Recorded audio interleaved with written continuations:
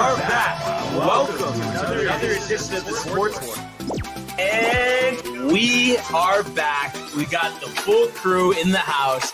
That is what it's all about. The Yankees, out of any team in the league, are the best equipped to handle a blow like this. I think there is a higher power at play here. He's due law of averages. That dude is the ultimate scrub. It's trash. Yeah. Every person you have in there is fucking trash. Next game, you're going to see a big performance. You can see it in the end of the game, and I'm just totally stoked and excited for this. And we are back. Welcome to another edition of the Sportsport here on a Monday. Barnes, Tony, Danny, once again. What's going on, gentlemen? Happy to be here, dude. New week, new days of shows here. Stoked. New life, dude. It feels like, but I guess it's gonna be kind of weird starting the week off with like the All-Star break. Honestly, this is like one of the worst sports weeks. Yeah. in every year, it's right. I mean, I can't. What's worse? I mean, right after the Super Bowl, but even then, there's still college basketballs going on. Yeah, there's still basketball and hockey to talk too, about. Yeah. This week there's literally nothing but the ESPYs, and everyone wants to watch those. I didn't even know those who's were like on. hosting. Yeah, I didn't even know. Yeah, it was just because my dad said MLB should compete with the ESPYs and air the draft on Wednesday. I mean, I would hope so. Okay. Yeah, so the ESPYs are Wednesday. I guess so, right? Yeah. Let's see who's hosting the ESPYs, dudes. It's always some chief. ESPYs 2025 host. Oh, no way. It's going to be, Brian's not going to be happy. It's Shane Gillis. I don't know if it was Shane Gillis. I've heard the name. I have no idea who he is. Is he a comedian? Is a comedian. But he's not funny. I think he's funny. I mean, I've never heard him, but I'm just guessing. No, I mean, he is funny. I don't think he's your type of humor, I guess. Well, why? Because he's like all like ridiculous, like over the top, you mean? No, I mean, not necessarily. So then what quantifies it? Why, just because I feel like you don't like any comedian, dude. No, but I told you I like Kevin James. Kevin Hart must be a Kevin thing. Yeah, maybe actually. You might actually like Shane Gillis. If you I like don't Kevin know. James, maybe. Maybe. That's a tough maybe right there. Yeah, no, Like, definitely tough maybe. I mean, he has this bit where like he has family members that have Down syndrome. So like one of the bits is his cousin or his uncle that like makes grilled cheeses in the middle of the night. Makes her own what? Grilled cheese in just the middle of the night, and then just hides him in his bed. Oh my god! See, not laughing. Well, I mean, I don't know. There's only so many hours in the day. No, like, is there room for that? For laughing? Grilled cheeses, though. I mean, it's like okay. Can you go for one right now? Come on. I never have grilled cheese. Honestly, the only grilled cheese I like would be the tomato soup combo or the lobster grilled cheese is good. Oh, interesting. Okay. I don't know if you've had either, but no, lobster grilled cheese isn't really my sort of bag, to be honest, dude. I don't know. I feel like the lobster. You have your lobster vendetta. I forgot. I mean, like, it's just I don't know, man. You like lobster or no? Yeah, no. I definitely overdid it one time. Like the first weekend I was ever in Newport, everything. Like I had a burger, there was lobster on it. There was a steak, there was lobster in it. So I do like a good lobster roll, but I do now try and like order other things. Yeah. Not overdo it. But I could be wrong. I'm just taking a guess here, Tony. But I feel like for you, based on what you've said before, and correct me if I'm wrong, but is it kind of like you think like, okay, it's not that bad, but for the holy grail it's given, the price markup, it's not the punch isn't worth the squeeze. Is that what it is? Or no, that's exactly it, dude. Okay, I mean, you don't think it's like horrible, like no. But I think it's an overrated food, and I think it is like I don't know. I mean, the best lobster I've had is like lobster by itself, just like with butter. So you don't like the roll? I don't really like lobster rolls that much. But what's really, I mean, like a lobster roll, the warm one. I mean, isn't that the same thing? Like it just. I guess I never have had a hot one, maybe. Oh, because I agree with you. I don't think the cold ones are that good. Like they're fine, but it's like the hot is so much better. Yeah, maybe I should try that. Yeah, but I also think like I don't know, like when I do have a whole lobster too, I think like not for nothing. I feel like the lobster tail is like the worst part of it, and I feel like people love lobster tails. No, my whole thing is too. It's like I'm going out to eat, but it's like, oh, I have to like pull the lobster meat out. Like you don't want to do that. Well, I mean, should I cook it too, or? No, yeah, I guess I see where you're coming from. I mean, to go out to dinner and to do that at a restaurant, I mean, it is not only is it like a whole big to do, but it's also really messy, dude. I mean, you talk about getting shit all over yourself, like. Yeah. No, it's that's why I like it all set, like in a pasta or lobster grilled cheese, lobster bisque. Lobster fried Diavolo is good. I've never had the lobster fried Diavolo. Really? You would love that. Any like at your house ever like make them fresh there or no? Yeah. My mom really loves lobster. Oh, okay. Yeah, dude. So like sometimes they'll have lobster tails for dinner. Every so often too, my dad will see like, maybe they're on sale at Stop and Shop, so he'll pick up a whole lobster, boil it. And again, like I like that boiled lobster. You pull it, whatever, by itself, dip in the butter, a side of chips or something, or fries, chips, like Cape Cod chips, salt and vinegar. Okay, yeah, like that's good. That's where it's at. So basically, you do like lobster. You just think that it's overrated, basically. Yeah. Like I'm not like I wouldn't like lobster in the burger. No, thank you. Like even lobster mac and cheese. I'm like mac and cheese by itself is way better. But the grilled cheese, no. And lobster, no. Wow, I don't think so either, dude. But the bisque. I do love lobster bisque. Like a really good bisque. Oh my god, dude. Yeah. We used to go down to LBI every summer. My mom's cousin had a house down there. Chowder Fest in the summer, dude. The clam chowder, the lobster bisque. They would mix them, dude. Interesting. Oh my god, so good. Yeah, I do like clam chowder, but in a bread bowl, I think the lobster bisque is better. The bread bowls, like I feel like I haven't had enough bread bowls. Like I've had a couple, but like the bread bowls are always crazy. And like what you were speaking to, Newport. Like I love taking advantage of being at a place that it's like fresh, really good. Like I want to go all out for it. Yeah, dude, definitely. Like Maine. And then I've had it in Plymouth before as well. Good stuff. Yeah. No, Maine lobster's great, dude. It's crazy. You go to the dock, they're taking this lobster out and handing it to you. So it's like, you can't get any fresher than that, dude. No, geez. I mean, this is really getting me hungry. Maybe we should get some lobsters, dude. I don't even know like where to get lobster around here. Where do you get lobster? I mean, favorite store. Like what restaurant am I getting lobster out here? Go to Naps. I think it's called something different now, but it's Lordship. It's Lordship. I know Lordship. Yeah, it's right over there. It's like been there forever. It might be called something different. I actually want to look up what it's called. And like it's KNAPP. Yeah, Nap restaurant. The Landing at 520. That's what it's called now. Yep, 520 Sniffins Lane in Stratford. But you'll see they have a deck overlooking the Long Island Sound. I was just there, I don't know, a month ago or something. Pretty nice view. Got the lobster? No, fish and chips. Oh, doesn't like a good fish and chips? That's another thing too. If I have those two options, like I'm probably always gonna go with fish and chips. Well, and then the good tartar sauce. And for some reason, it's definitely just like an appearance thing, a mental thing. But the tartar sauce that has like this green tint to it, I feel like it's so good for some reason. Oh, interesting. Not like a slime green, but it's like a white and green. No, I know exactly what you're talking about. But yeah, I mean this place is solid. I've been going there for a long time. They got a good website, dude. Good photos. Mussels. Do you like mussels? Oh, I do love mussels, dude. Yeah. I forgot when we got it, but me and Matt got that as an appetizer at one of these Italian places not that long ago. Do you do a raw bar ever? Fire. See, that's the thing. No.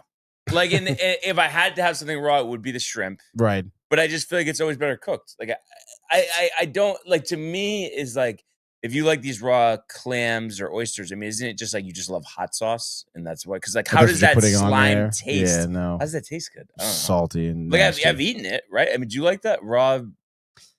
I don't like it. Like, I'm never gonna be like, oh, that's what I want. But if I'm with like someone else that wants to get it, I'm like, yeah, because I do like the raw shrimp. Like yeah, shrimp's good. Like, but do you like it raw better than cooked, or you like them both? I think it depends. I mean, I feel like I would pick shrimp cocktail over most other. Like shrimp cocktail. Yeah, so you guys really like the taste of that sauce? The cocktail sauce? I think it's bitter. No, there's no bitterness to it. I dip bread in there and eat it. Why is your cocktail sauce bitter? Yeah, that shouldn't be bitter, I don't think. Well, it's not sweet. I think I mean, I guess some of them could be a little sweeter than others, but I mean, there's horseradish. That's probably what you're tasting. There's a horseradish in there. That's what, because what is even, What's in a cocktail sauce? I don't know the contents. Horseradish, maybe tomato sauce yeah, too. Like tomato sauce. Let's get the recipe. Maybe a little dash of hot sauce too. What is in cocktail sauce? Why is it even called cocktail sauce? How about that? The history of cocktail sauce. Ketchup, horseradish, lemon juice. Often added is Worcestershire sauce and hot sauce. Yep. See, that's why I don't like it. I don't really like a lot of that stuff. Literally, like when I was a kid, I didn't like shrimp, but I would get bread and I'd be like, hey, like dip bread in the cocktail sauce and eat that. So I just feel like a shrimp scampi is just so much better than that. No, well, I mean, I don't know. I mean, you're probably not wrong, but I mean, sometimes like at a house party, I'm knocking down like a dozen. Like, but also though, tell me though that this isn't better. The breaded stuffed shrimp or whatever, and then you're dipping it in like the butter. I mean, I guess maybe, but I don't know. I feel like sometimes I'm just in the mood for a shrimp cocktail, and nothing's gonna really, For some reason, I always liked it, like having it with cheese and crackers. I always thought that was a good combination. Shrimp with if cheese, I'm gonna have cocktail, the raw, like not on the cracker, but just like while I'm eating it, like those are good. No, I agree. If I'm at a party eating some shrimp cocktail, like I'm doing like a piece of shrimp cocktail, grabbing a piece of cheese off. Yeah. It's a good flavor combination. I'll have to try that next party. We got some comments. It seems like Michael. Fuck, I don't know. He's a little too excited this morning. I think. He got a full night of sleep. No late night contact. I think that's what happened. Yeah. I mean, wow. Like just shot him out of a cannon this morning, huh? Oh gosh. Let's get to the comments, dude. Why not? We're here. Let's do it here. We have Ernie, dude, starting us off early and often. Early Ernie says, yeah. And then he says here, how's it going, fellas? It's going well. Thank you for asking, Ernie. We had a phenomenal weekend in the sun with the kids. Plants are looking lovely. Today is planting day for 2 more outdoor plants before the end of the year. And then the indoors start, dude. Wow. That's awesome, dude. Yeah, I'm sure, growing plants like I just can't wait for the accidental Uber. I feel like that one's going to be a hit. Oh, yeah, dude. Like, I mean, how do you get a better name? Like, get you famous, honestly, dude. But I'm sure it'd be kind of interesting, growing these plants like in the Northeast in the winter, dude. That's got to be like.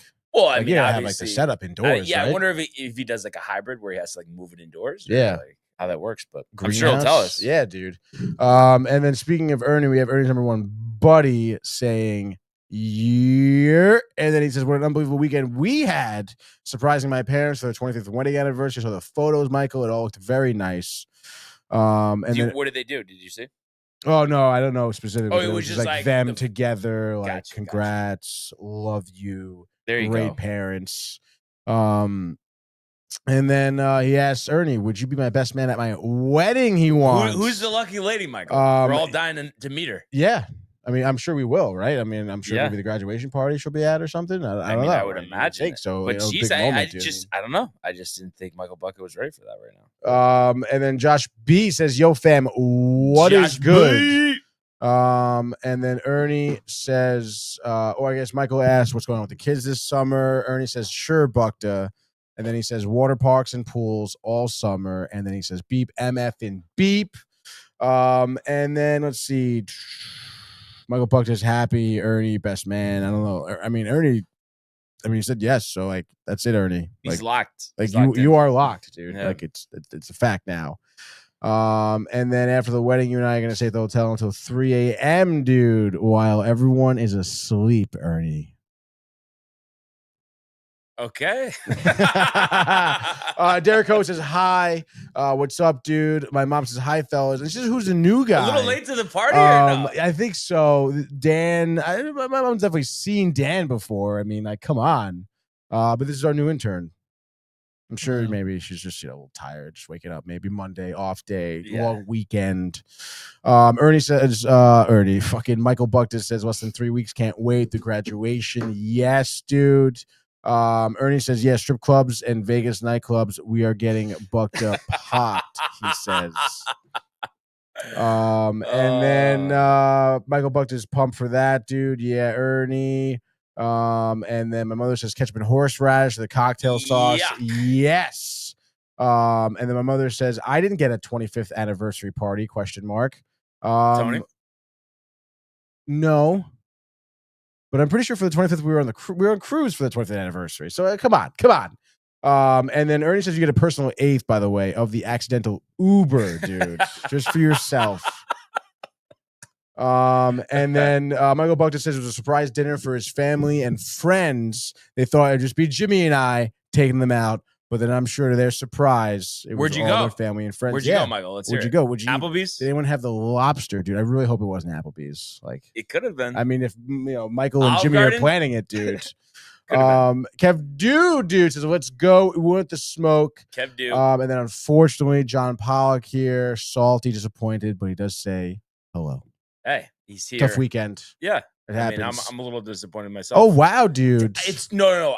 This is weird. I swear to God, I was going to guess Testos. Really? Yeah. I know I didn't, but in my head, I was. So, you believe me? Don't believe me? Whatever. No, all right. I believe you, dude. Very nice restaurant, he says. Can we get a Tony? Yeah, it's all right. I mean, the catering form is going to be different. I mean, that's what it is. And like, oh, well, no, they should all be the same. Well, they're all not the same. So if they put the personal attention to a dish rather than a buffet, no, that doesn't exist. It's never happened. I'm making it up. It's never happened. No, Staten Island, they don't do that. I mean, like, if I was an owner of a restaurant, I want all my food. You were the owner, but I'm saying you're not the owner. But I'm not the owner, yeah. So, like, what the hell, man? Like, I don't know, dude. I mean, I'll give it another shot, but. I mean, yeah. I mean, just catering, big amounts, warmers. There's no excuses. Why are we making excuses right now? No, I'm just saying. I've seen it before. It's just strictly them is what I'm trying to get at. Well, if it's the one time I go there, it's the one time I eat. And it's a bad time. Like, that's my impression. That's it. That is my impression. But yeah, so a lot to get to. I guess we could just do golf for a second. The Genesis Scottish Open, Chris Gotterup getting up for the victory here. I think it was his second one. I might have to check that, but I think he's only 25 years old, so he gets the 2-year exemption on the PGA Tour, but 15 under, 2 shots clear of Marco Penge and Rory McIlroy. What a 4 days it was for Gotterup. 68, 61 on Friday, and then 70 and 66. So the 2-shot victory, the $1.575 million and 500 FedEx Cup points. And then, also in contention, but just not good enough here. You had Nikolai Højgaard, 12 under, as well as Matthew Fitzpatrick, who's been playing better after really struggling since that U.S. Open win at Brooklawn. So they tied for 4th. Justin Rose, looking to build on that runner-up finish last year at the Open. He finished his solo 6, 11 under par, shot 63 yesterday to close out his tournament. So we'll see if he can find himself in contention. Obviously lost in the playoff at the Masters to Rory McIlroy. Sepp Straka, solo 7th, 10 under par. You also had tied for 8th Xander and Scotty. So Xander struggling most of this season, so he gets in as a top 10, tied for 8th, 9 under par.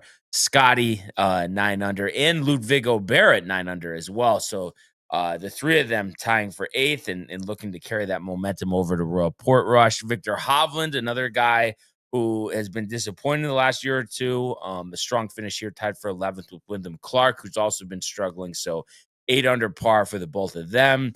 The grizzled vet, Adam Scott, tied for 17th, 6 under par. Tom Kim, 6 under, tied for 17th as well. Justin Thomas tied for 22nd, 5 under par. Tommy Fleetwood, 4 under par, tied for 34th.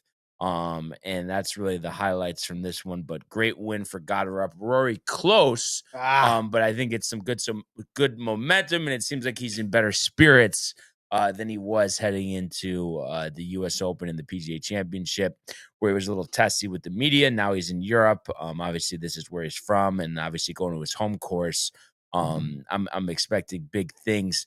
Now, I know he's not going to be, when we pick I guess I don't know, but I'm assuming anyway, that you're not going to take him to win, when we do our preview on Wednesday. But do you think that he's in a good spot? I mean, obviously he finished his tied for 2nd in this tournament. I mentioned the little struggles he went through after the Masters. I mean, do you think that he's going to at least have a good week, regardless, win or not, at Portrush? A lot of pressure. Good week as in like in the top 10. Yeah, probably. I would bet on that. Yeah. For him to make the top 10. Yeah, I would. Would you? Yeah. I mean, I wouldn't be surprised if he wins. To be honest, Really? I just think there's some unfinished business there, and the disappointment of the 80 on day one. So it could be your pick on Wednesday. From 19 could be, but could be. But will it? I guess we'll have to find out. Did you get too much coverage this weekend of the Genesis? No, I just watched when I could. There was some PGA Tour live. But the time difference makes it tough. But I will definitely make the effort this week, because there's just nothing like major championship golf. That's for sure. So I'm excited to see Royal Portrush. And this was Gotterup's second career win. He also won the Myrtle Beach Classic last year. That's very nice. So yeah, I think it was a good warm-up. Also, we did have the ISCO championship. That's right, dude. So the alternate event, William Mao winning 10 under par, one shot clear of Paul Peterson. So he gets 300 FedEx Cup points, $720,000 as a prize. Oh, by the way, Gotterup, that win did get him into the Open Championship as well. So good for him. Big win for him. And I want to say Mao, this was his first career win, 24 years old. So Gotterup 25, Mao 24. So two younger players, getting a chance here this week, to get their careers going. So big win for Mao. Also, he literally started the final round, or I guess they had suspended round 3, so he had to finish round 3 and then play round 4 yesterday. But he was 9 back at the start of yesterday, and he ends up winning by 1. So quite the performance there from William Mao.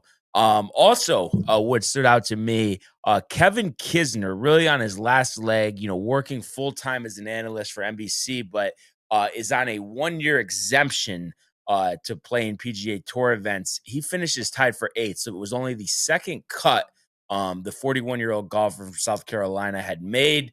Obviously it doesn't look like he's going to have any status next year, being that he's in the field, for the Open Championship, but maybe this will parlay into some success at the Barracuda, which will be played opposite the Open this week. And that is the Stableford scoring, where, you don't have your stroke play, but rather, points as you get, birdies, eagles, etc., and then lose points for bogeys.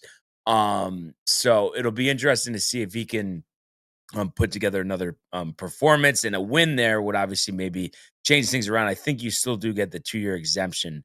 But obviously, I think it was good to just see him in contention, because I know it's been quite the struggle, and I'm sure he wants to keep playing in some of these events. And I always do like the Barracuda, because that's the one that I guess it was last year, where we were watching the end of the Horseshoe, and Meisner was in position, folded, and then Nick Dunlap went. Yeah, but I like that scoring. I don't know, just because it's something different, right? Yeah. And that's what they actually did. And I don't know if you saw this as well.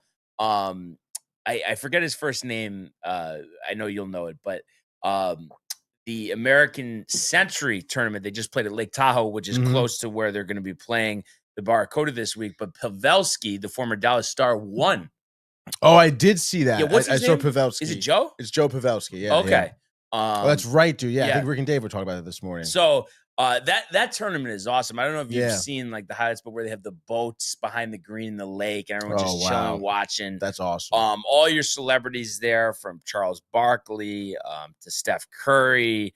Roger Clemens played. Oh, nice, dude. So that was full list of celebrities. So I always think that tournament's pretty cool, and it'll be cool to be back there at the Barracuda this week, and we'll see if Kiz can give it a run, and definitely excited for Royal Portrush. Do you think the bagpipes will be out or no? I think the bagpipes will be out. Yeah, absolutely, dude. No, right? I mean, you get a little extra juiced, right? Yeah, dude, definitely. Because we had the bagpipes. We had the bagpipes. Yeah, we probably will again for this week. Yes. Just to get into it, a little more. So yeah, so interesting with the golf there. But did we get any more comments in, or was it just like Buck talking about his bachelor party? Oh my God, is it? No. Yeah. He said I couldn't. Fleetwood disappointed him, dude. He said because he had Tommy winning, but he couldn't win, dude. Yeah, I mean Fleetwood. I don't know. I don't even know where he placed, dude. It was lower. Yeah, I think it was in like the 30s, honestly. Oh, dude. Oh, all right. Laptop freezing up here. I could probably get to it. I could probably get to it faster. I don't know. You think you can? No. 34th. Yeah. So that's too bad, dude. Really is. It's all right. Really you can't is. win them all, John. You know? Yeah. No, that's what it is. Oh, Patrick Harrington, by the way, +3, tied for 71st. And then McIntyre in the title defense, 65th. So it was funny. I was golfing with Riley yesterday, and I was just asking him about the Open, like, oh, you think Gobert? And then he was getting tight, and I'm sure you can like picture this because he takes stuff seriously sometimes. And I'm just saying, like, yeah, I don't know. I feel like the Open, it's a lot different than like the other majors. I feel like the older golfers, like have like more of a chance. Like, I don't know. I feel like maybe like Patrick Harrington is like a sleeper, and he's just like, okay, well, Harrington's a little ridiculous. Justin Rose, Adam Scott. Maybe they would have a shot. But where were you golfing yesterday? Oak Hill. Oak Hill. Yeah. Because you're gonna find this funny. Such texted me tomorrow. Tomorrow. So yesterday. You tomorrow? He texted me yesterday, asking me to ask you today if you played at a course called Mohansic. Oh yes. Well, he saw me there. I know because it's funny. You saw him? Well, because there was part 2 of this. I actually did 36 yesterday. That's hilarious. That I wonder where did he say like it must have just been like at like the clubhouse or something? Like, yeah, he didn't say where, I guess, but he said, "Can you find out if Brian played at a golf course called Mohansic?" Yeah, Yorktown Heights. I saw a guy who looked like him while I was leaving, but I didn't have the balls in case it wasn't him. Oh, that's so funny. Yeah, because I guess Gaynor and Sterling had tournaments yesterday, so they didn't have because it was like I wasn't planning on playing 36, but then like last second was just like might as well. That's so funny, dude. Talk about like a disaster. Like you, I feel like would be tight. No, because this makes no sense. First of all, there's signs there saying they're celebrating their 100th anniversary. Okay, this golf course. You get there, no carts. Had to wait. So there's one group ahead of us. They had to get carts. We had to wait a half hour to get our carts, and then as we're teeing off, there's 3 groups behind us. So we're teeing off a half hour late. The other people behind us don't have carts, and like the starter is just acting like, oh yeah, well, I guess that's what happened. It's like, what? How do you not have enough carts? Yeah, it's wild. Was it? I guess the course was that packed yesterday. Yeah, but it's like what I mean. You've been around 100 years. Right? You don't figure that out. You should have said that, dude. I know. Well, I did in the Google review. I had to do it because I noticed that with the Westchester courses. I'll have to ask Such because I don't know if he plays the other ones, but it feels like they're just always very disorganized, and it's like Sterling, Gaynor, Brennan. It's like you got to be on the box. Like let's go. Like we're not running behind schedule. And these Westchesters, you got these old starters, and it just seems like they don't give a shit. Fuck. Yeah. That's a shame, dude. Yeah, but that is hilarious that he texted you. Would you shoot? Honestly, brutal yesterday. It was like high 90s both rounds. I did quick 9 at Fairchild yesterday. Shot a 52. There you go. Red or black? Red. Okay. Which is like front 9. And it was like, I don't know, dude. I mean, I definitely could have knocked off like 5 strokes if I was like, yep. It just wasn't like one like bad swing or whatever, dude. It was my chips that were really killing me. The chips. Yeah, for me, it was the putts. I mean, drives definitely were a little consistent, but the green, I don't know. Like, how are the Fairchild greens? Are they slow or because the ones I was playing yesterday, so slow. Really? Like, just so much slower than Gaynor or Sterling. It just like messed me up. No, I think they were pretty quick. They're quick? Okay. Yeah. But it's funny because I used to not like fast greens. Now I love fast greens. I hate slow greens. Interesting. Yeah, I guess it kind of depends. I mean, it is kind of nice that you can just kind of like let up a little bit on a fast green and it kind of just goes. Yeah. But then if you miss a little bit, then it just dude. Yep, there it goes. I definitely could have done a little bit better on my putting, but I feel like it was just those chips that were not setting me up for success, dude. Bouncing off the back. Yeah. And then what would you do? Then the second attempt, like, would you get it good or no? Yeah. No, literally, there was a couple of those where I like overshot it, and then the next one, tight. Yeah. Yep. But I did end on like a fucking 25-foot putt. Wow. On 9, dude, it was sick. Like there literally, like it was off the edge of the green. I think 9 is the uphill par 4. Yeah, 9 is the uphill. Yeah. So that was pretty sick. There you go. What about off the tee? Dude, I was hitting them pretty straight off the tee. Actually, nice. There was only one drive that was kind of like, and honestly, like because you want to talk about being a little backed up. if I had more time, I probably could have found the ball because it like was like on the edge of the woodsy area. But then you were people waiting. Yeah, I was like, I'm just gonna fucking drop, rushing. dude. Yeah, and we had already like there was a couple guys who were walking. We let play through, and there was a group behind us that were just like on top of us like the whole time. No, I'm just thinking about this. Like, I wish like this because Sterling is the other course, not Gaynor. And Stafford there. Like the people who work there are very diligent with the times. I would love to like if they like had to work at Mohansick for a day. Like they would flip out. Oh my god, like, yeah. Like what's going? Like, are you guys serious? Like that's bad though. A half hour did not have just because you don't have carts. Like what are you doing? Are you like understaffed? Like 100 years though. Happy anniversary. Yeah, like that's so fucking funny. Michael, what's up, dude? What's going on, brother? But all right, yeah. So I guess be a good time to go to the world of Major League Baseball.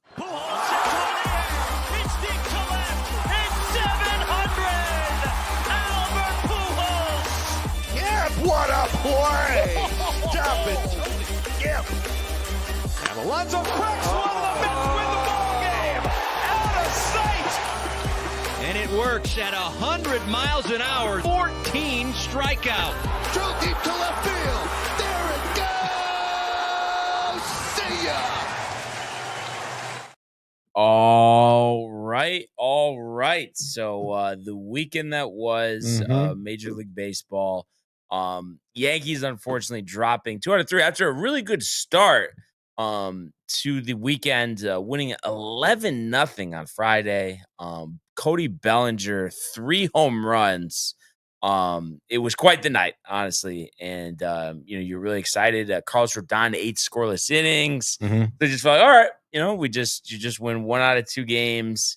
The rest of the way, all will be good, but unfortunately, from that point moving forward, Yankees score 3 runs the next 2 days and drop both of those games, to go into the All-Star break. Losers of 2 straight. Fortunately, Toronto, though, did lose both of their last 2 games as well, so it remains a 2-game deficit. But the Red Sox, now 10 in a row, are only a game behind us. So, oh wow, it's a packed American League East. But I guess I was listening to actually Steve Phillips this morning on MLB Network Radio, and I guess there's this statistic: teams winning 10 straight, and then going into when they start the second half, they all like going to the All-Star break, and then yeah. So I can see that. Hopefully that's the case, and when the Yankees go into the break, they will be in Atlanta and then have an important series in Toronto before they play Philly and Tampa. So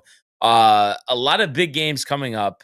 So it was disappointing, and me and Danny were there on Saturday. Nice. We were talking about it before the show, but how else? Anything else stood out from the game? I know you said you got the shirt. Anything else? Where is the shirt? At my house right now. Oh, okay. It's a white T-shirt and there's lighting. Yeah. Oh yeah. Good job. That's actually great. So no, it is.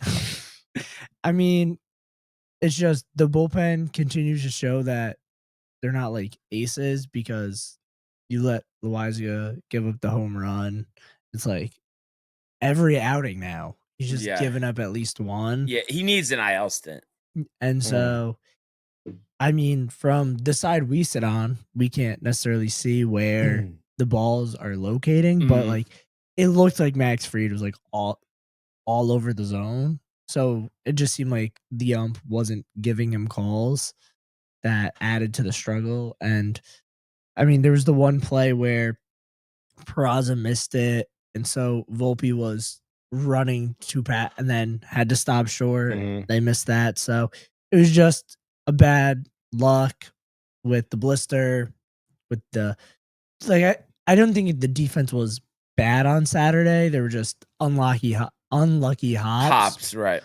That led to double plays not being turned or led to a hit. So, because there was one play where I felt that it definitely hit Peraza's glove or Volpe's glove, and they gave an earned run to Max Fried. But then the throw from Jazz to and then the runners moved up. Yeah. and then that allowed Dansby to score and really create that deficit that they weren't going to come back from. Yeah, well, and really though, I mean, you can't be shut out through 8 innings. And it was a shame because they got hits, but then it just like they were never followed up by another hit. That was the problem. 1 for 5 runners in scoring position. Judge had a great game, but everybody else, I mean, I think he had 3 hits, and then the rest of the team had 3 hits. So it just can't score, can't win, and kind of like what you were saying with the blister. I mean, I think that set the tone for the whole day. That was just so unfortunate that happened, and it makes sense. And I wonder almost if that blister's been lingering because he hasn't been the same like the last couple of starts he's been struggling. Yeah, I don't know. I also think I totally get you're not starting Dominguez. You've been starting him since last Sunday, right? And you want to give him a day, and also it's a lefty, so he's batting from the right side, so he's not a leadoff hitter. But once you finally get to the reliever, why is he not pinch hitting for Goldie or pinch running for Stanton? Right. Yeah, I thought that was odd. Was that at the end of the game? Yeah, that was Stanton in the had the ninth. hit, and then they didn't pinch run for him. And I know he wasn't the tying run, but like, why are you taking the chance? He gets out in a force out because he can't run. Yeah, and then I mean, he got second on defensive indifference, right? But still, right. Put in Dominguez at least for the at bat for Goldie because it's facing a righty. Yeah. No, exactly. So yeah, that was frustrating. It definitely was hot. Were your seats in the shade at all or no? Yeah, because it's up in 300, so it's and then it's the last row, so it's right up against the wall. Okay. For the stairs. So once the game started, we were in the shade. Yeah, because we were in the sun the whole time, and Josh was there, and actually my parents. And they, like a couple innings, had to just go upstairs, like because it's just like the sun was beating down on you. So it was definitely hot. I've been there when it was hotter, so I was fine. Josh was fine. Nothing a couple surf sides can't counteract, I guess you could say. Seats were great. First row you can't beat that. It was just unfortunate that they didn't get the win. But listen, I mean the 2 pitchers, Saturday and then yesterday. Boyd and Imanaga, 2 tough left-handers. Those are the type of pitchers you might have to face in the playoffs. You just got to make adjustments. So it's a bitter feeling going into the break, but at least we feel like, we are right in position. But I think the key is, we did have that 5-game winning streak, but it's like to sustain and get even better because I think that's what we've seen with this team after the hot start. Terrible stretch, then you win a little bit, but then you can't, continue that. And, the 3 runs the last 2 days were very frustrating. Yeah, the lineup is no longer built to hit lefty pitchers. Whereas like at 2018 to 2022, I feel like that was all they did. It was like the righties were a 50-50 shot, but you knew they were going to mash whatever lefty they were up against. Whereas the best hitters in the lineup outside of Judge are all lefties now. So you're getting inconsistent at-bats from them. You're not letting Dominguez try and face a lefty from the left side. Even though he's been hitting way better from the right side, too, so it doesn't make sense. They're not giving him that opportunity. Yeah, I think every so often just let him face a lefty from the left side, just so that what it is. Right. Because if it's better than him from the right side, then it's a more valuable asset. Yeah. Than the switch. And we might end up, heading towards that point. But, we'll see. I mean, I guess they think that, more bats will be better. And like I said, recently he has. So we'll have to see, what happens with that. But also the whole left-handed pitcher thing, that's really on them because I feel like they do have guys that, like, they should be able to score runs because Stanton's great against lefties. Judge is great against lefties. And then also Cody Bellinger has reverse splits. So there's no excuse to score 3 runs in 2 games. Mm-hmm. But now that it seems like the Diamondbacks are going to sell, and the Yankees seem primed. Like now it's like Jeff Passan, everyone is on Yankees to get Suarez. Once they solve the third base issue, would you rather have Peraza knowing you get no bat, but knowing you get plus defense, or Volpe who you can get hit or miss defense and maybe a little more out of the bat at shortstop? Well, honestly, I would rather have Peraza, but it's just one of those things where the offseason, this will be revisited, especially with Charles, but I don't think they're flinching with Volpe the rest of the way, right? I think they should, but they won't. I think by the time we get to the trade deadline, there's a chance because it's every post game. it's a Volpe question. Right. So I do think that they're going to give him the 2 weeks after the break when he usually has a hot streak. And so if it doesn't fix it in Atlanta, who knows? Maybe you flip him. Maybe he's part of that trade with the Diamondbacks, because I don't know if it'll be a big trade, but it has the makings to just send 4 or 5 prospects, acquire Suarez, Kelly or Gallen, and then a reliever or 2. Yeah. No, I mean, I would love him to be part of it. It doesn't feel like they do it. If they do, I mean, I'm all for it. Obviously it's just tough with Peraza on offense, but even though the numbers are way better for Volpe, it does feel like it's almost a wash at that point, and then he probably is better defensively, right? Or at least he's more confident in himself. I feel like Volpe, no confidence right now. And Peraza also has faster arm speed. Right. Just straight up. So even if you're going to be the same fielding-wise, throwing and being able to turn 2 on a more consistent basis, Peraza's better. But yeah, it's Peraza. You get absolutely nothing from the bat from Peraza. Yeah, exactly. So, but it feels like there's just too much momentum for that, not to happen. So I guess we'll see. So, and then, yesterday, 4-1, Stanton, a home run in the second inning, and then you get nothing else other than that. And I know Imanaga is good, but 2 hits. These are the type of games that get frustrating.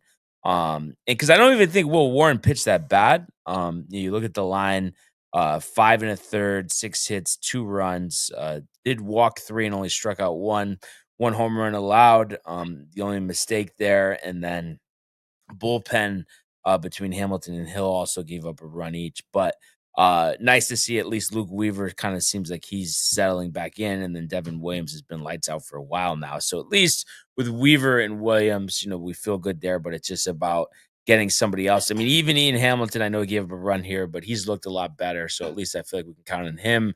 Cruz will be back by August, but if you get 1 or 2 more relievers, that'll really, solidify this bullpen. Let's go with Hamilton, Leiter, Loaizaga, and Yarbrough. Which 2 are you keeping? Which 2 are you like, we get 2 guys, you 2 are gone? I mean, really, I like Hamilton and Yarbrough, right? I mean, yeah, I like having 2 lefties because I like having you need 2 lefties. And he could pitch 4 or 5 innings. Yeah. I feel like Yarbrough is definitely a lock, for 1 at least. And he might even go back to the rotation depending on if Schlittler has to be traded. Yeah. Or even if he doesn't, he still might go back depending on when he comes back. But yeah, and you know what? Loaizaga looking like shit. I know it could be better, but we talked about how he's been inconsistent his whole career. We could trade. Somebody will trade for him. Yeah. So maybe. And then we don't have to worry about the option next year. Because I'm just sick of seeing the same thing. And then Leiter, same thing. Yeah. So guess, we'll have to see what happens. But so some important series coming up. Like I said, the Braves haven't played well, but it's just one of those things. Road series are tough. And then this Blue Jays series, boy, I wish we could get reinforcements before it even starts. I know that might be a little unlikely, being that we play them the first game against Blue Jays on the 21st. But I know they just lost 2 in a row to end their week to the A's. But don't you I know we're a little ways away from that series, but don't you not feel great going into that? Blue Jays, last time we played them, we looked terrible. 4-game sweep. I think it'll be really based on how they both come out of the break. Yeah. I think the Yankees always come out of the break well. Right. Whereas they go into the break always limping.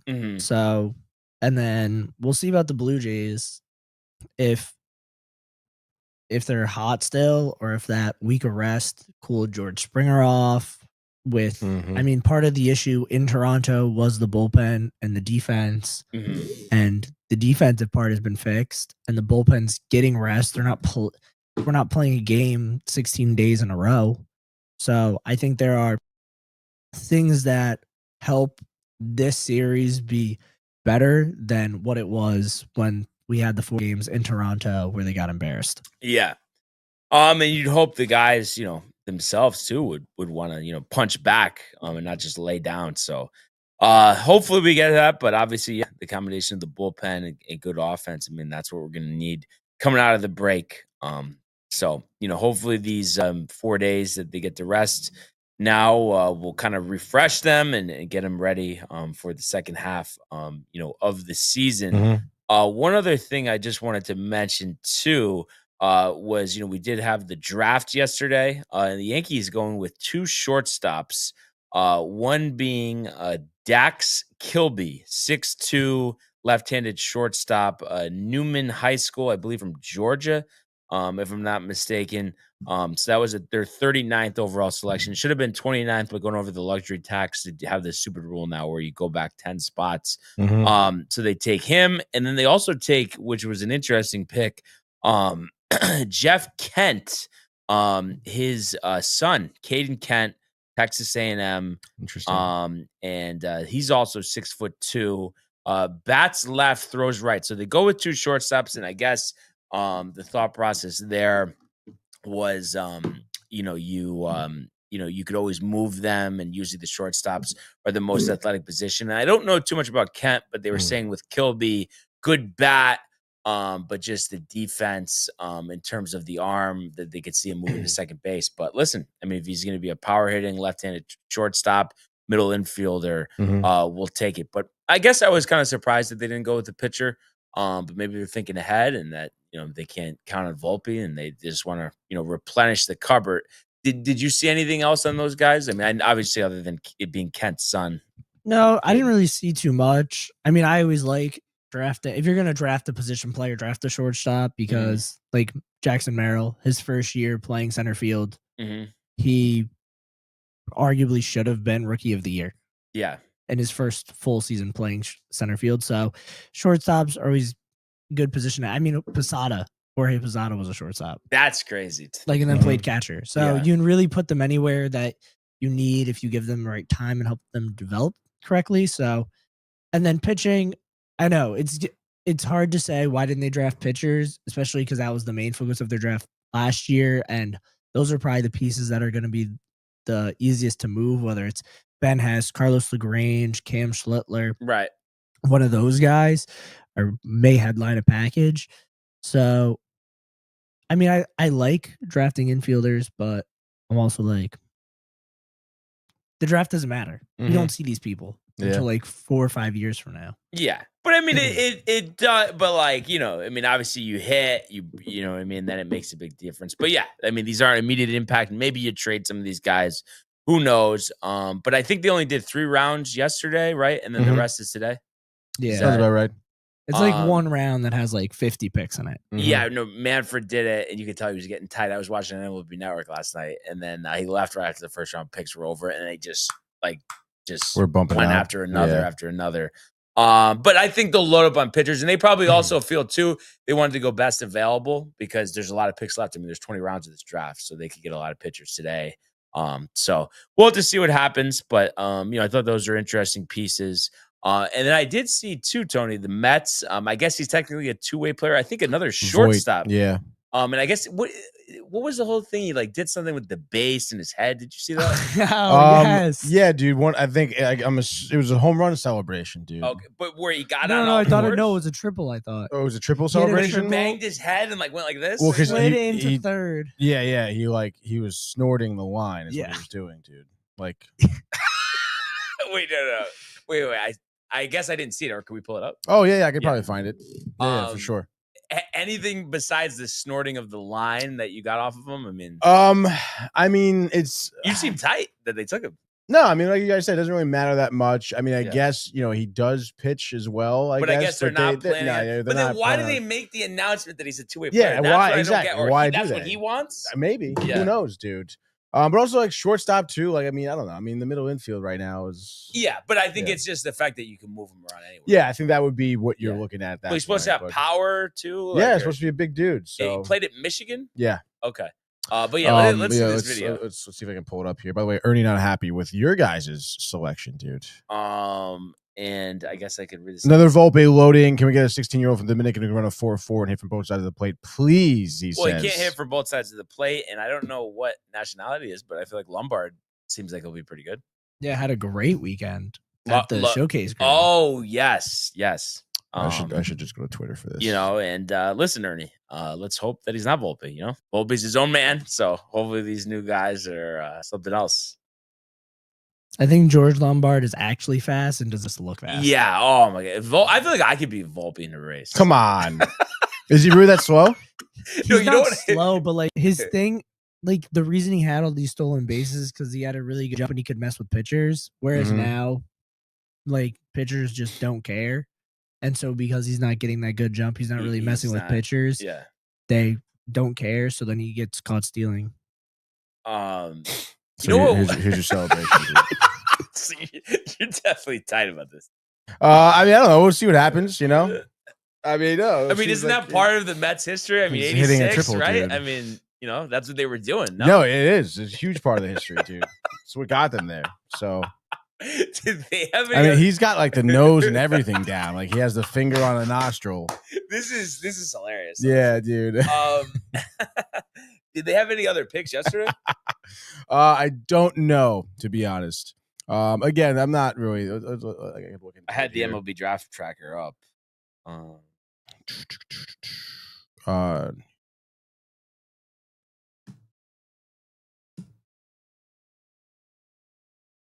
Draft signing tracker, yada, dude. Go by team. Here we go. Mitch They had Antonio Jimenez. So they went to shortstops. Dude. Another shortstop Central here. Florida. And then that's it. Okay. All right. So going heavy on the shortstops. Central Right-handed Florida. shortstop. And let's see. 4 years, Archbishop High School in Florida. Miami. Very productive season for the Knights. Intriguing collection of tools at a premium position. Go the other way. So we'll see what happens. But I don't know. I always there was nothing else on last night. I was kind of it was kind of cool watching it. And they had some college coach there. Harold Reynolds was there. Oh, nice, dude. And then who's that guy? Oh man, he's been there forever. He's always like the host. Greg. Fuck, I know exactly what you're talking about. It starts with an A, right? Yeah. I feel like he's awesome. No, he's great, dude. Yeah. Damn, dude. Who the hell's his name? My issue with the draft is that the Pirates and the Yankees didn't get picked 31 and 32 because they had rookie of the years. Because the Yankees didn't because Luis Seal wasn't on the top 100 pipeline, and the Pirates didn't because Paul Skeens didn't pitch long enough in the minors. See, these are the type of rules that are ridiculous. And I think the whole thing with moving your draft pick down is just stupid. It's like the draft pick should stay. There's 30 draft picks. That's what it should be. Why should it be any different? Greg Amsinger. That's the guy, dude. Okay, Amsinger. Yeah, he's great. Legend. But right? Don't you think that's dumb that they do that? Yeah, because yes, the Rockies are bad. And yes, the Rockies aren't doing anything to help them being bad. But free agents aren't flocking to the Rockies. So they need to have these prospects. So not allowing them to even get a pick in the top 10, top 5 2 years in a row is stupid. Because you don't see the players immediately. They don't make the impact. We need a new commissioner bad. Could be you. Could be. But then everyone's talking about the lockout coming to I don't think they're gonna Manfred. Oh. But I feel like they'll hammer it out, honestly. I don't think we're gonna miss this season. A whole season? Yeah. No. I'm saying it'll be dramatic like it was that time. 2020, right? Yeah, that was 2020, right? Yeah. I do think it's like that, though. I do think we lose a week. I think it'll be something like that. We have scheduled double headers. Mm-hmm. Maybe, yeah. Or a shorter spring training. God forbid it's only 5 weeks instead of 6. Yeah. It actually starts in March. So we'll see what happens. Also, Ernie says he's slow. All right. I don't know about foot speed, but slow for sure. Yeah. Oh, you know what? Last thing I was going to ask, because before you talk about the Mets, Tony, is I always get confused about this because you know how Stanton seems really slow. Could I beat him in a race? Stanton? Yeah. Straight line race, probably, right? A 40-yard dash. What do you think? Is it I wonder what his 40 time would be right now. It has to be over 5 seconds, right? I think Stanton's a player that most people could beat just because he's not going to push himself. Yeah. Because he doesn't want to get hurt. Yeah. What do you think your 40 time would be? I don't know. I really just need to. I guess we need to test it out. Yeah, right? I guess so. Get a barometer. Start running with Rich Eisen for the combine, right? Yeah, dude. So yeah, and then the Mets won the first 2, lost 3-2 yesterday. I mean, I looked great out of the bullpen. Those 7 strikeouts. He did, like, dude. What, Like 3 3 innings?1/3, I think, something like that. Yeah, dude. You know, we saw a lot of new faces or familiar faces for the first time or the second time this season in terms of the Mets pitching staff here. You should kick it off with Friday, the 8-3 win. I know it may not, the numbers I think perceive I guess like a larger deficit or more a game that's in control of the Mets because it was really tight. But you did see Senga get the start on Friday, which was pretty sick, dude. 4 innings, 4 hits, obviously limiting the pitch count to only 67 pitches here, but got 4 Ks all on the fork ball, dude. So, it's nice to see as, we do obviously are giving Senga, a short leash in terms of his outings and stuff like that. Naturally, wasn't there somebody who got picked over him for the All-Star? Yeah, that was like, you know what I'm talking about? Well, Jacob Mizorowski. Even that. But no, but 5 starts. I mean, how many No, starts yeah, has Senga true. had? Double digits, Probably at easily. least, yeah. Like we've never seen that before with Mizorowski. Yeah, I guess 5 so. starts? Yeah, that is true. Over Christopher Sanchez and Ranger Suarez. And Frodai Senga. Yeah. I mean, that's like, I know you want your young stars there, but then to just take it away, like these guys are stars too. I know, yeah, no doubt. Yeah. So that's why Nick Castellanos compared it to the Savannah Bananas. Yeah, no, he did, dude. Wait, the All-Star game? Yes. Yeah. All the Phillies players came out. Trey Turner, JT Realmuto, and Nick Castellanos. But this is so simple. Player voting for everything. No fan voting, no managers' picks. Everything should be voted by for the players. Mm-hmm. Yeah, I totally agree, dude. In any case here. And then so does bonus. I mean, you're going to have to talk about that at some point, right? What do you mean? So how he said it's tight that he's missing out on the 100K. I mean, I would be too. Rick and Dave were pissed. They're talking about this. Like, I mean, pissed about what, though? They're just that he doesn't have Soto, like awareness, like to say something like that when he's making $765 million, that you'd like to hear him say, "Oh, I want to be there, recognized one of the best players in the game." And he's just saying, "Oh, well, 100K, it's a lot to lose out on." Yeah, I mean, I think we all would be saying the same thing, dude. But we're not getting paid $765 million. I mean, I still would be like, "What the fuck, dude?" It's like, who are you telling me that the Phillies still gave? Was it Suarez? No, Chris Sanchez. Chris Sanchez. But all I'm saying is, if Dave's saying it, I mean, right? And he's as big I of a guess Met so. fan as there is. I don't know, but I think he's just like, because he probably hears it a lot from, You think he's acting? No. I think he is more pissed that Soto said that and that there's probably some backlash, I think is what he's more pissed about. Okay. You know what I mean? Like, he doesn't want to hear the backlash. Or he's kind of like, like, why the fuck did you say that?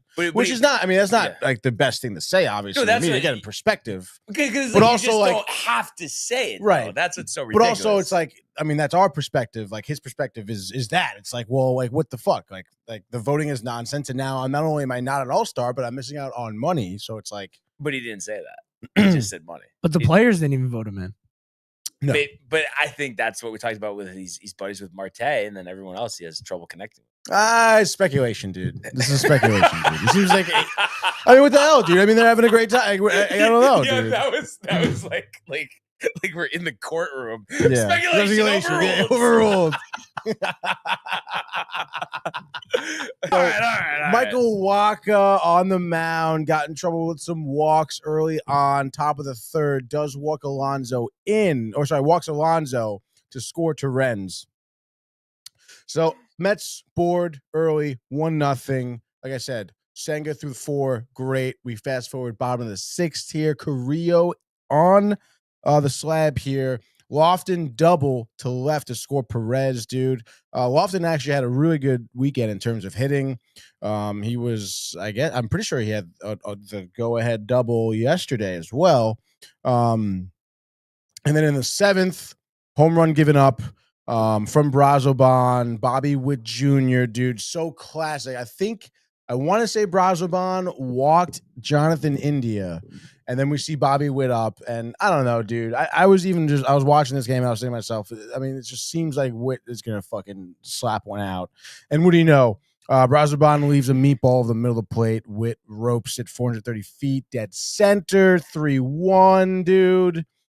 And then honestly, I kind of thought the Mets were going to lose this game at that point. But top of the eighth, with the bases loaded here, I was actually, where was I? Maybe at this point at the Horseshoe watching this game because the game was on rain delay. I don't know if you remember that on Friday. I think there was maybe like an hour. So it kind of worked out, in my favor because I was working that wedding. So by the time I got to the Horseshoe, able to watch most of the game here. But in any case, with the bases loaded, Mark Vientos up, dude.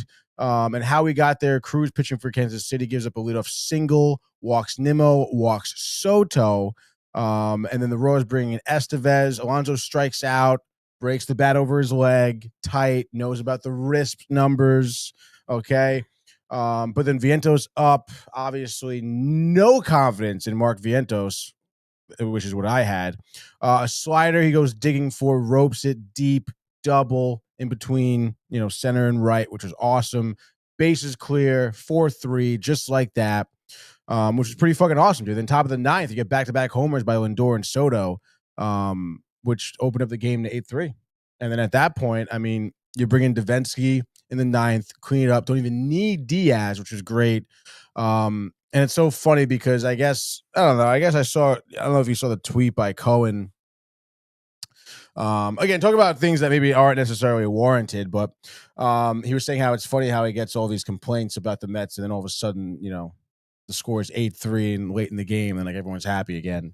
But not for nothing, dude. I mean, sensitive, or yeah, I think so. Maybe a little sensitive, dude. But I don't know where that was stemming from. If it was like a specific reporter during the game, or I don't even know what.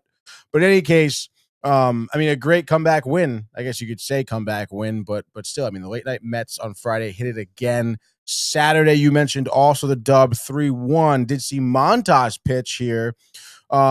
And coming into this game, I don't know. I think Montas' outing against the Yankees, was maybe a little bit better than I think some people were trying to portray it, because I think he just gave up he had 2 homers, I think, and then the 5th or something like that. So it's like he really wasn't in terms of in terms of eating innings or pitch count, or the way he looked was pretty solid. Just obviously got into some trouble with the home run ball. Does give up 5 innings here with only 1 earned run. And that came in the 6th off of Jonathan India, double to left. Montas, I don't think has touched 6 innings yet this season, but I don't blame Mendoza for plucking him early. Especially at that point, the score was 2-0. Montas was at 80 pitches. He probably could go longer, but if he's giving up hits, I would have plucked him immediately. Bringing Reed Garrett, 1 inning, 3 up, 3 down. Davinsky, another inning, 3 up, 3 down. And that's after using him from the night before. I was kind of worried about that, but again, the way that Mendoza's been using the pieces in his bullpen so far has been great. And then, like I've been saying probably for a couple months now, Diaz being asked to get 6 outs. I think maybe 3rd time in his career in the regular season he was asked to get 6 outs. Does get the job done. Looked great. Had 1K over those 2 innings. 1 walk though. The slider, the fastball, everything looked great. So I think at this point, for the 19th save of the season, I think Diaz confidence all-time high right now.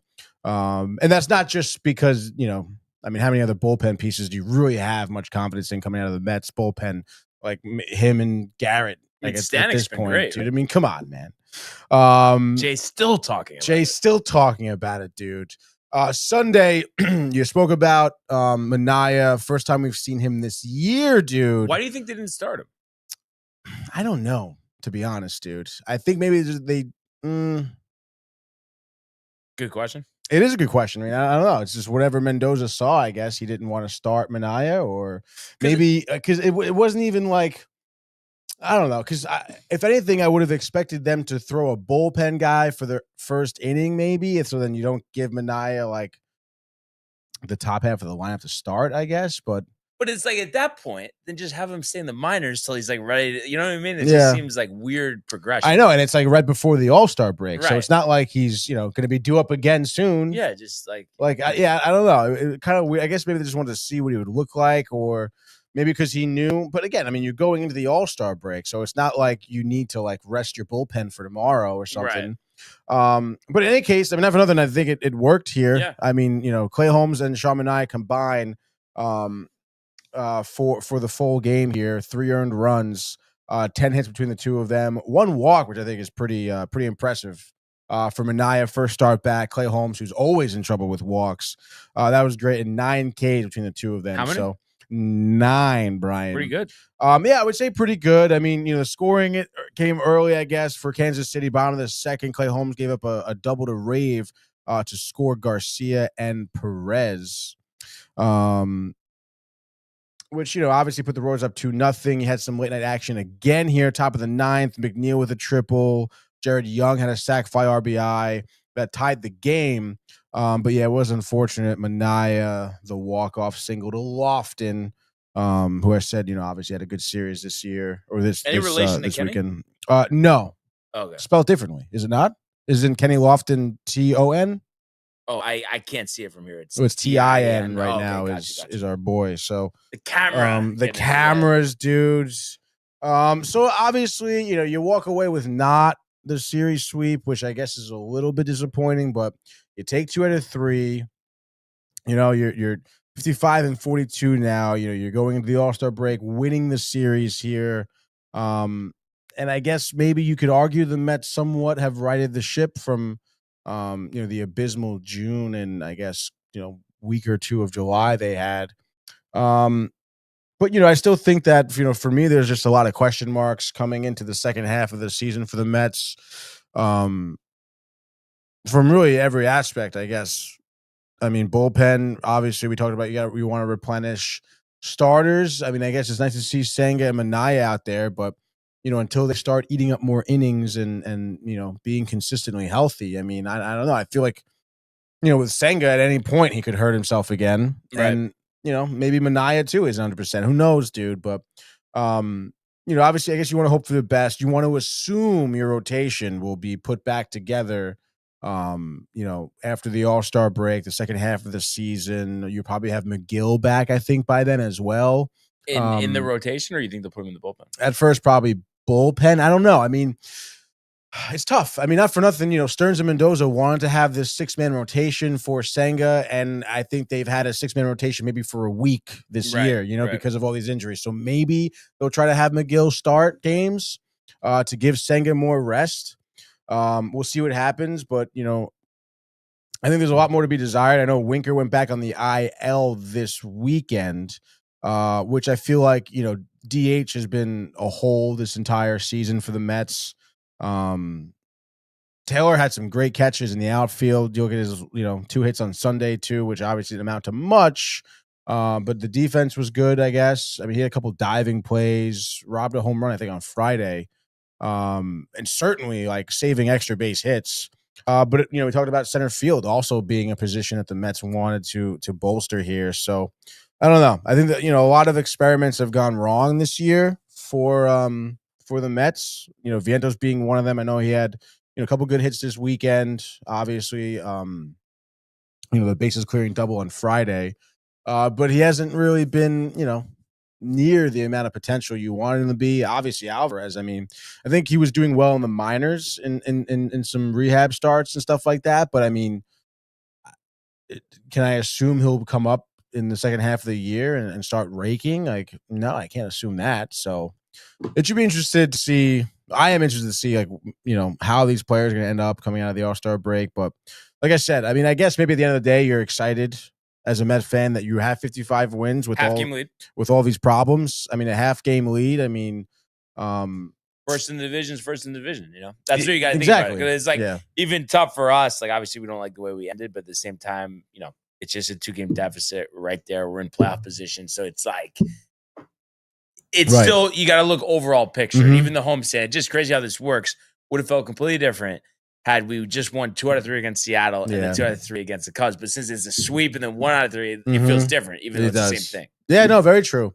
And also, I mean, I do think that for both teams, really, Mets and the Yankees, I mean, you have to also assume that come the deadline, they're going to be improving. Right. But so that's why it's like, be aggressive. Mm-hmm. Both teams should be aggressive. Exactly. They should be aggressive. Exactly. And they're going to need to be. I mean, like, so I think it's going to be, which the deadline is the 31st. The 31st, right? End of the month. Yeah.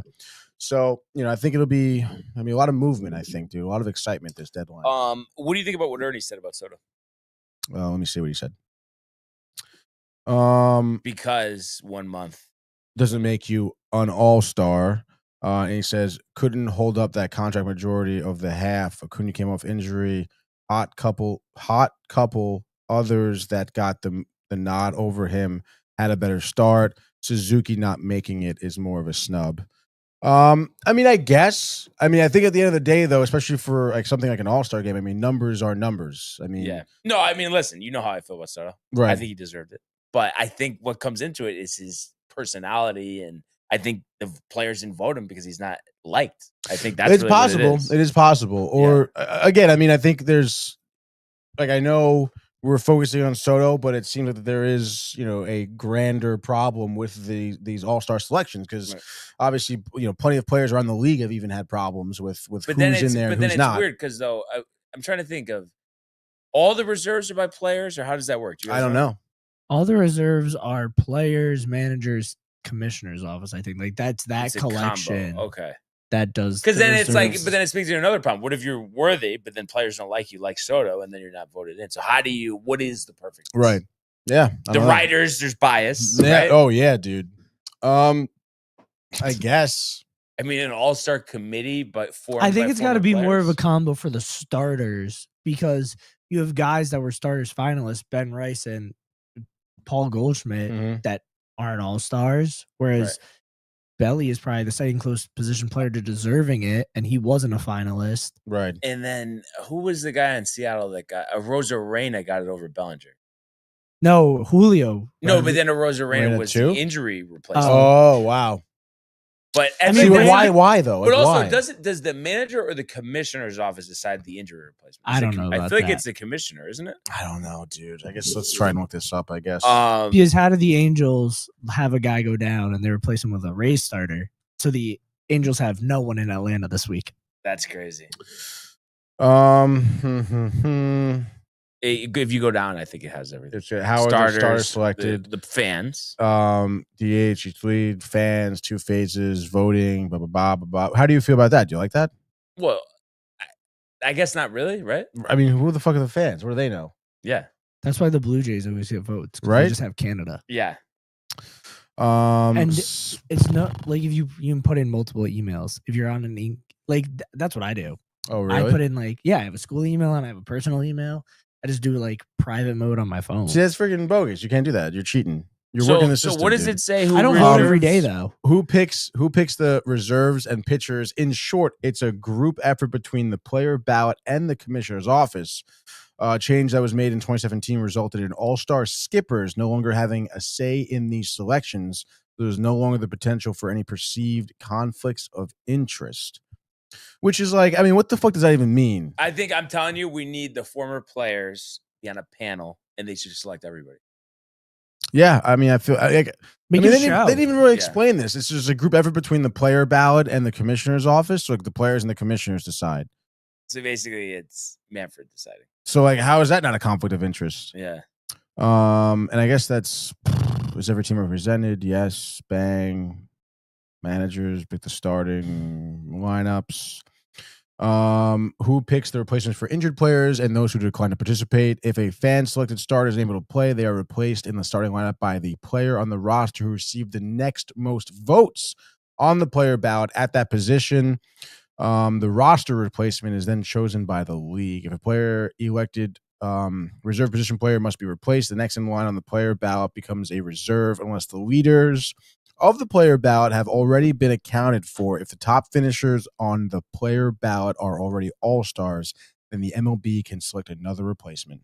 So basically, yada, yada, yada. It really is a bunch of yada, yada, yadas, dude. But I guess it is what it is. Maybe they'll make some changes, but I think we need a new commissioner, like I said.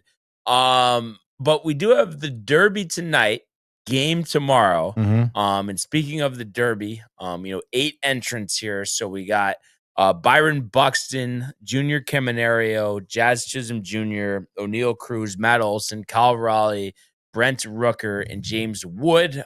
So obviously a lot of home run power there. And then in terms of the odds, Kyle Raleigh, the big favorite at plus 260. Second favorite, O'Neal Cruz, plus 325. James Wood, plus 400. Matt Olson, 7-1. Brent Rooker, plus 850. Byron Buxton, plus 850. Caminario, 10-1. And how about this? Jazz is the longest odds here, 12-1. And I feel like that went up because I feel like when this first started, he was like one of the top odds guys. But I guess because, geez, wow. Some water? Here we go again. No, I'm all right. All right. But I mean, what do you guys think about that? I mean, to me, that seems like a value. I know, like, you get worried about a short guy winning, or a small guy winning a derby, but 12-1 seems pretty good run for your money, no?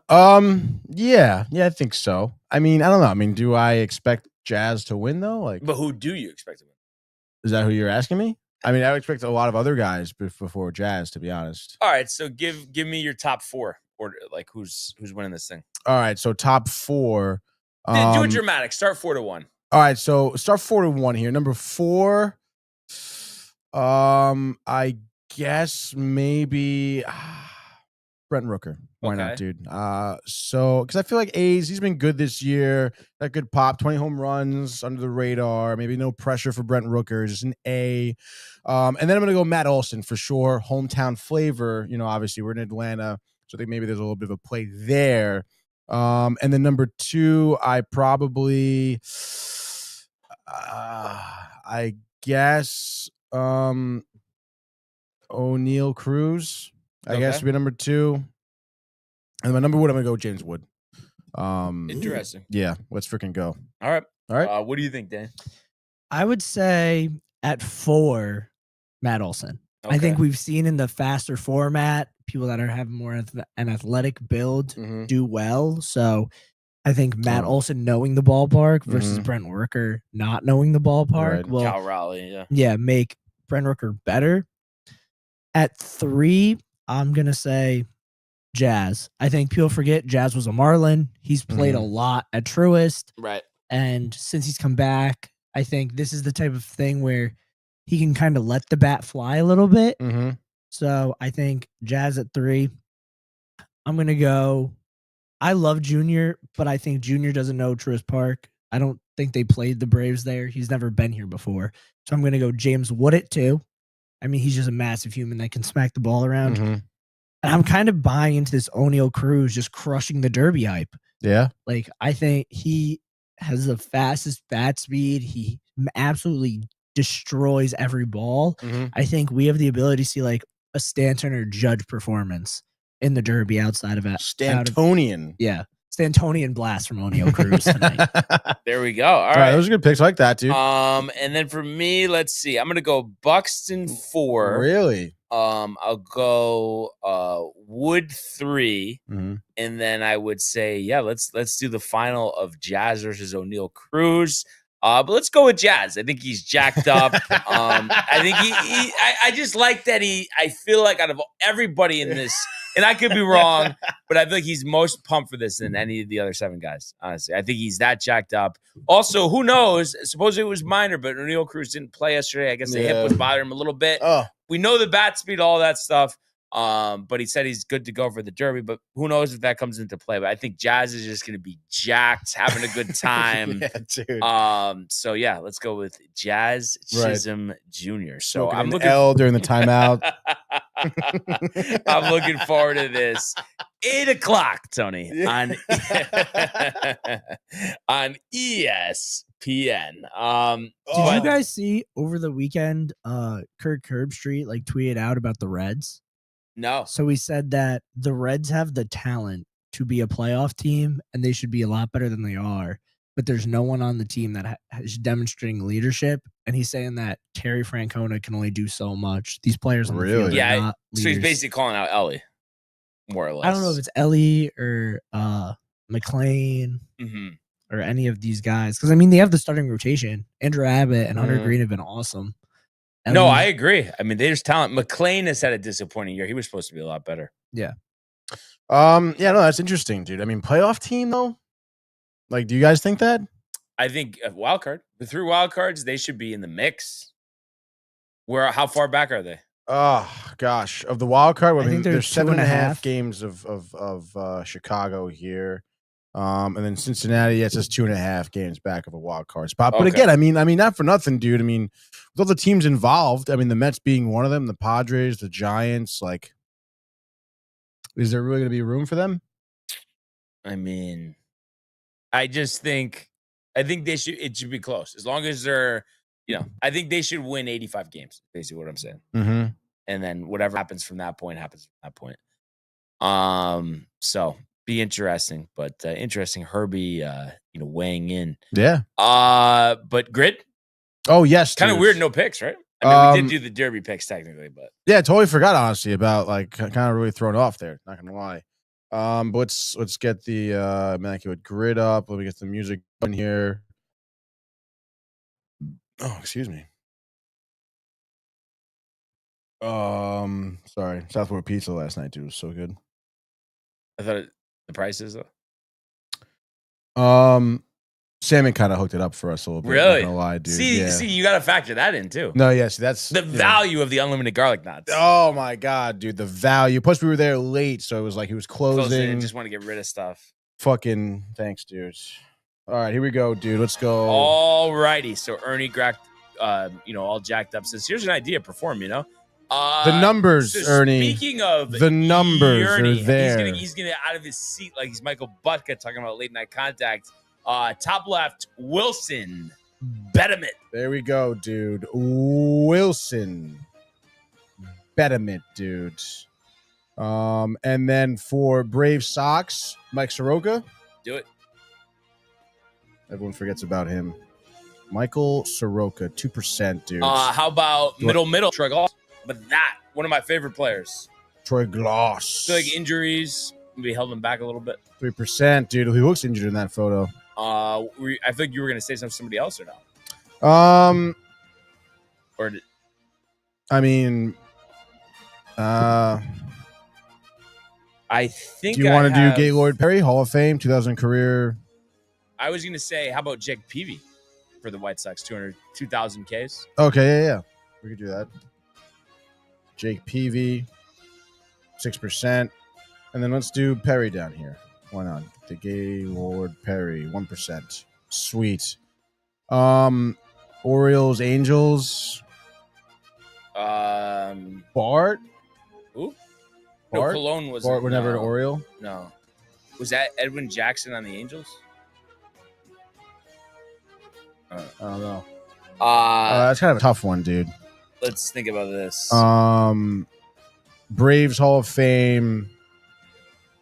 Braves Hall of Fame. Andrew Jones? Not in the Hall of Fame. Not in the Hall of Fame.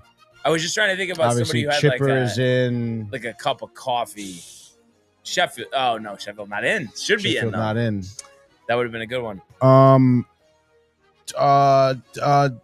Didn't Joe Torre play for the Braves? Yeah. But did he make it as a player?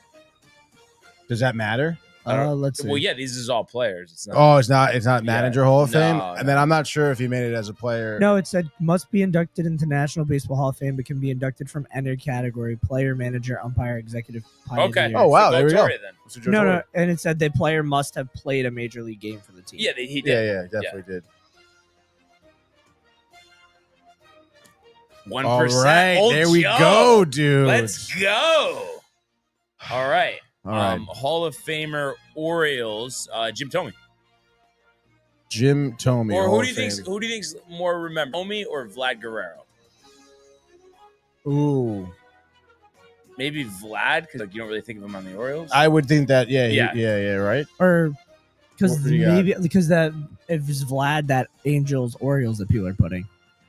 Right, but I feel like that would be a higher percentage, though, no? For Angels Orioles, yeah, that's what he's saying. Yeah. To do it for Hall of Fame. Yeah, exactly. Yeah. Vlad Guerrero Sr. Bang, dude. 2%, dude. There we go. Ernie's no help, by the way. Thanks, Ernie. Thanks, Ernie. Yeah, really Appreciate great, dude. $2,000 strikeouts for the Angels. 2,000 for God, the Angels. I mean, again, who's been there? But besides Cologne, do you think Cologne has 2,000 strikeouts? Yeah, he's pitched for 25 years. I mean, he's pitched. Do you think Greinke has 2,000 strikeouts? Damn, I feel like I should know that. I feel like he doesn't, but I don't know for sure. Right? Yeah. He's not like, especially towards the end of his career, like he wasn't a strikeout guy. But he pitched for so long, dude. Pitched with the Astros. I'm trying to think who else. Fuck, John dude. Lackey? No, probably not. Probably not, right? Yeah. I mean, who did they have on that World Series team? John Lackey. Yeah. And then oh yeah, he was a rookie back then. I actually have no idea who else was pitching, honestly.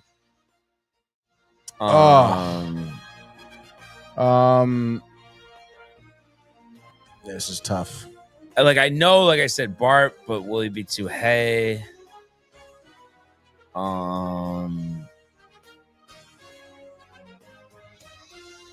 I mean, because Greinke just retired last year, right? Yeah. So he probably pitched for like 20 years. He probably has 2,000. Because you think about it, you only need 100 a season if you pitch for 20 years. That's correct. I feel like go with Greinke. 2,000 Ks? Yeah. All right. Is it Greinke? Oh, it's with a K. That's why. Yeah. 4%. 4%. There we go, dude. All right. So the last one, the old Orioles and Angels. Not Gloss, not Vladdy, not Garrett Anderson, Eckstein. I just don't. For something, I thought Edwin Jackson pitched for the Angels, but I'm not positive. Not positive, dude.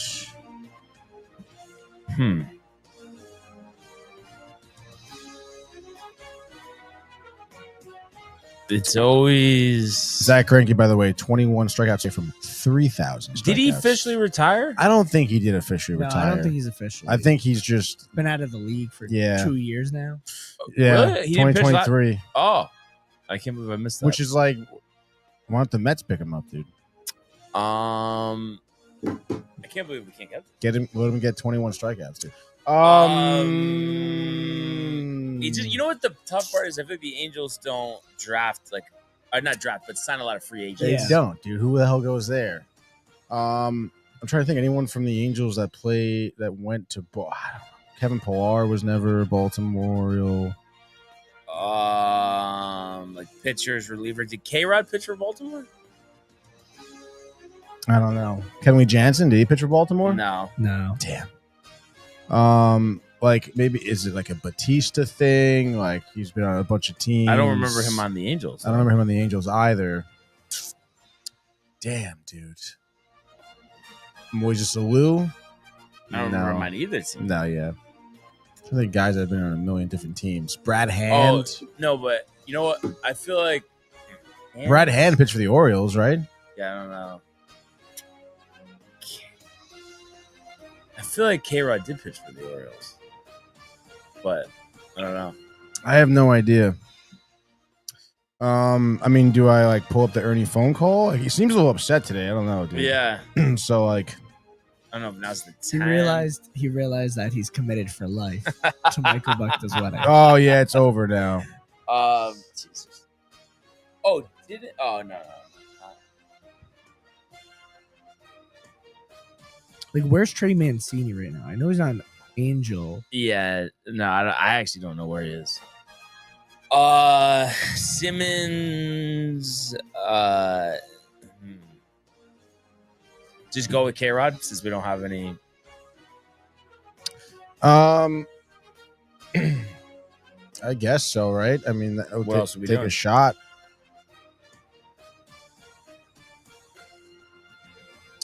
Freaking Francisco. Is it S? No. FRANSISCO. If you just search Rodriguez, it should come up too. Yeah, I was gonna do that, but there's probably like a million Rodriguez. Oh, there he is, Francisco. Okay. C. There we go, dude. What was it? 1%. 1%, dude. That, 21. huh? There we go, dude. How about that? Pretty good grid. Yeah, I would say really good, dude. Started with Anaheim. Was it 2013? Was it a trade in the middle of the year? I guess let's see, dude. For transactions, dude.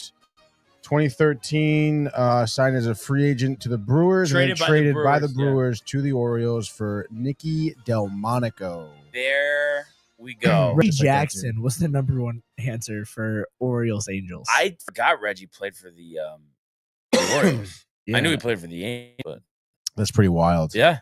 But good thing we didn't pick that, dude. there we go. Let's see. What else? Randy Johnson, Nolan Ryan, Angels career. Jim Thome. I mean, if you're, you're whatever. You're picking these guys. Like, come on. We did a good grid. Yeah, I think we did a very good we grid, did. dude. That was tough, dude. No, Angels, we really basically White Sox, dude. don't even need Ernie's help. Yeah, That's how much that's how far we've came. and he knows that. That's why he's you know, tight. he is a little upset, I think. Because you know? he would fill out 90% of the grids. What is that called? Like empty nest syndrome, empty nester. Like Yeah. when you know. Yeah, we've got vodka though. Yeah. Oh man. Now you guys, are you into the Derby tonight? Only game in town. Only game in town, and not for nothing. I guess just with us talking about it. I mean, yeah, I'm a little pumped up, right? Yeah. What about you? I always put it on, and because I always because Cal Raleigh, even if he doesn't perform well, he should hit from both sides of the plate, like Adley did a few years ago. I always think they're cool. Like last year, I feel like it was boring, but I feel like rooting for Pete Alonso the past few years, like there's always something interesting to come out of it. So it's always a fun watch. And can we, as long as we don't have the Eduardo Perez interviews in a different language that no one understands, like when they're when they split the script, like can we not do that? Yeah, no, like you know what I mean. But they love doing the interviews in the middle. Do the interviews in between. And I know we always talk about the Derby, but do you guys miss it all? Like Boomer being on the call or no? Yeah, I guess so. Everyone used to rip him towards the end, but Yeah, I enjoyed back. What about you? I don't remember it. You don't remember back? Nope. So I'm trying to think. I mean, his last one was probably 10 years ago? Must have been, right? Yeah. Close to it. Yeah, it was 11. Yeah. Yeah. Not to make you feel old. No, that's fine. But hey, when I was 11, I mean, that was I just was always obsessed with the Derby. Honestly, growing up from a young age, me and my sister would always watch it. And then when I was that young, my parents had to tape it, and I'd watch it in the mornings. I couldn't finish it. Wow. But yeah, I always enjoyed it. So be interesting. New Derby venue as well. We haven't seen it, Truist Park. Park. Yeah, I'm into it. I think it's way better than the game. The game I could care less about. Yeah, true. I mean, what? Come on. Yeah, Derby's sick. I want to watch like 10 different players play right field. And then be mic'd up the whole time. Yeah, and be drunk on the sidelines, dude, in the dugout, dude, drinking. Drinking. And that's what they're doing, dude. Like, yeah. They got like weird bottles. You don't know what's inside. Cups with no lids. Like, what is that? What's in there? That's it. But yeah, so we'll see what happens. We'll talk about it tomorrow. But definitely good show today. Kind of flew by. Yeah, it really did, dude. And really appreciate everybody who tuned in and continues to comment, like, and subscribe. All of the archives in the YouTube page, Tony, Michael, Renee, and Jane Costa. Merch at DowntimeTV.com. While everybody tunes in the day, enjoy the Derby, and we will see you mañana. Hey guys, Tony here from Downtime TV checking in. I want to thank all our fans out there who's been liking, subscribing, sharing our content. You guys are the best. You guys are our bloodline. You make us love what we do. Thanks again.